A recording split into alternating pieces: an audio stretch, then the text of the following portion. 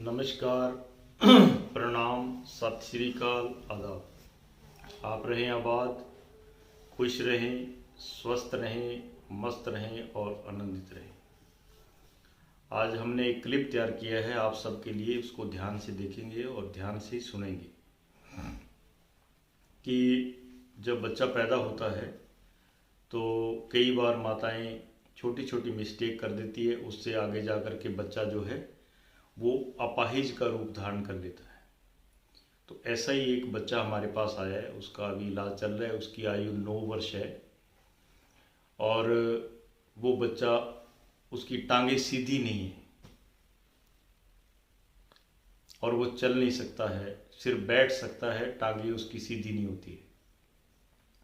तो उसका भी हमने इलाज शुरू किया है और उसको कई चीज़ों में काफ़ी फ़ायदा हो गया। तो माताओं से यही निवेदन है कि जैसे जैसे बच्चा 2 महीने के बाद बढ़ना शुरू होता है तो उनको उनकी टांगों को चेक ज़रूर करते रहें कि टांगे सीधी हो रही है या नहीं हो रही है।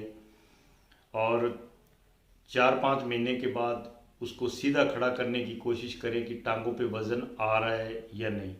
कई बार हम इन चीज़ों का ध्यान नहीं देते और कई बार तो प्राकृतिक तरीके से टांगों में जान नहीं होती और कई बार हमारी लापरवाही से क्या है कि बच्चों की टांगों में जान आती नहीं है, क्योंकि थोड़ा बहुत मेहनत करनी पड़ती है, प्रयास करना पड़ता है, बच्चे को चलाना पड़ता है, बच्चे को चेक करना पड़ता है, देखना पड़ता है।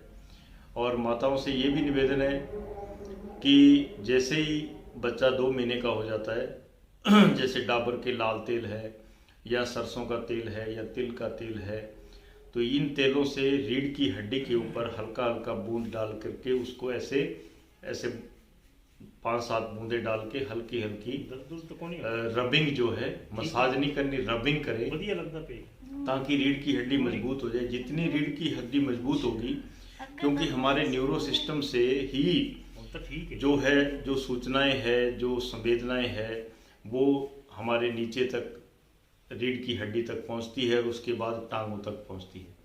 तो उनकी हल्की हल्की रबिंग जो है सुबह जैसे 8 से 9 के बीच में करें और उसके बाद आधा घंटा 30 मिनट तकरीबन प्राकृतिक जो धूप है सूर्य की, जो जैसे उगता है और उगने के बाद 1-2 घंटे के बाद हल्की हल्की धूप जो है वो रोज जरूर लगाएं। 1 वर्ष तक ये प्रयास चलता रहना चाहिए।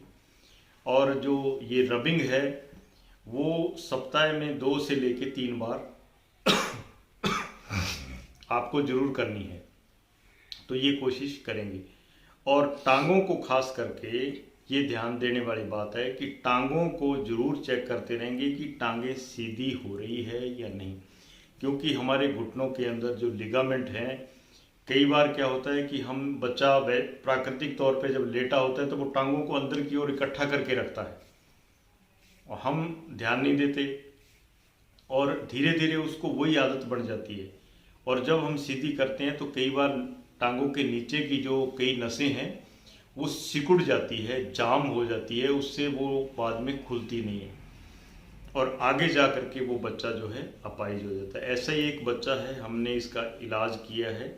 आप उसको गौर से देखिए कि वो एक लापरवाही का शिकार हो गया और अब वो बच्चा चलने फिरने के काबिल भी नहीं है। दूसरा, जिस माता पिता ने ये लापरवाही की आज वो उसको भुगत रहे हैं, क्योंकि वो चल नहीं सकता, उसको जगह जगह उठा के लेके जाना, उठा के लाना, सारा जो है उसका वो बहुत बड़ी प्रॉब्लम क्रिएट हो गई है। तो इसलिए ऐसी प्रॉब्लम किसी भी माता पिता के साथ क्रिएट ना हो, तो इसलिए बच्चों का विशेष ध्यान रखें कि उनकी टांगों को खास करके जरूर चेक करें और रीढ़ की हड्डी के ऊपर तिल का, सरसों का या डाबर का एक लाल तेल आता है, उससे रबिंग जरूर करें। रबिंग करने का जो समय है मॉर्निंग 8 से लेके 9 बजे के बीच में है। तो ये रबिंग आपको माताओं को जरूर करनी है ताकि बच्चों की रीढ़ मजबूत हो और टांगों में पूरी ताकत हो। 1 वर्ष से पहले ये नोट करने वाली बात है कि 1 वर्ष से पहले बच्चा चलना चाहिए। अगर 1 वर्ष तक बच्चा नहीं चलता है तो इसका मतलब है कि उसकी आपने केयर सही नहीं की। सेकंड, हो सकता है कि उसको कोई प्रॉब्लम हो, तो कोशिश करें कि बजाय एलोपैथी चेक कराने के उसको नेचुरलपैथी जैसे न्यूरो हीलिंग थेरेपी है, न्यूरो हीलिंग ट्रीटमेंट है, तो वो ज़रूर करवा लें, उनको चेक करवा लें, ताकि कोई सिस्टम जाम है, कोई नसें काम नहीं कर रही है तो वो उनको चालू कर दें। एलोपैथी में इनका ज़्यादा कोई इलाज नहीं होता है। हमारे पास तकरीबन लाखों बच्चे आ चुके हैं जिनका हमने इलाज किया है, और उनमें सबसे बड़ी देखने वाली बात ये है कि 90% बच्चे माता पिता की, खास करके पिता तो बेचारा काम करता है, उसको इतना ध्यान नहीं रहता, लेकिन माता की लापरवाही की वजह से बच्चे जो है वो अपाहिज हुए हैं। ये हमने नोट किया है, ये हमने देखा है। तो इसलिए माताओं से फिर निवेदन है कि अपने बच्चों का 1 वर्ष तक पूरा ध्यान रखें। 1 वर्ष तक बच्चा चलना चाहिए। अगर बच्चा नहीं चलता है तो समझ लीजिए उसके अंदर या तो प्राकृतिक फॉल्ट है या आपने कोई फॉल्ट पैदा कर दिया है। इसलिए फॉल्ट पैदा करने का मतलब ये है कि आपने उसकी टांगें चेक नहीं की, उसकी टांगें सीधी नहीं की, आपने उसको खड़ा नहीं किया, आपने उसको गलत दिशा में डाले रखा। तो बहुत सी लापरवाहियाँ होती है जो हो जाती है, आगे जा कर के बच्चे को तो भुगतनी पड़ती है, क्योंकि बेचारा वो बच्चा था और उसकी वो आपकी लापरवाही हो सकता है कि वो बीमारी ऐसी हो जाए कि उस बच्चे को आपको लाइफ टाइम भुगतनी पड़े। ऐसी मिस्टेक नहीं करनी है। और आजकल की जो नौजवान बच्चियां हैं, नई नई शादी होती है, तो शादी का तो सबको शौक़ होता है, लेकिन बच्चों की केयर करना सबसे पहला काम है। ऐसा ना हो कि बच्चे अपाहिज कर दें और आप अपने जो है ना, क्योंकि पहले माताएं काफ़ी केयर करती थी, आजकल कम केयर करती है।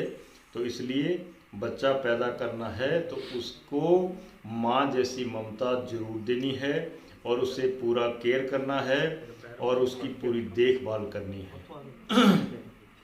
तो ये आज का एक छोटा सा क्लिप हमने तैयार किया है।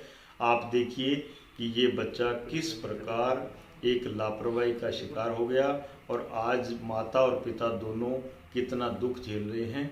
आपकी जानकारी के लिए आप अलर्ट रहें, सावधान रहें और इस वीडियो को ज़्यादा से ज़्यादा लोगों तक पहुंचाना है, शेयर करना है, ताकि आज की जो बच्चियां हैं जिनकी शादी हुई है, जिनके बच्चे हुए हैं, वो ऐसी लापरवाही ना कर बैठें जिससे लाइफ टाइम आपको दुख झेलना पड़े।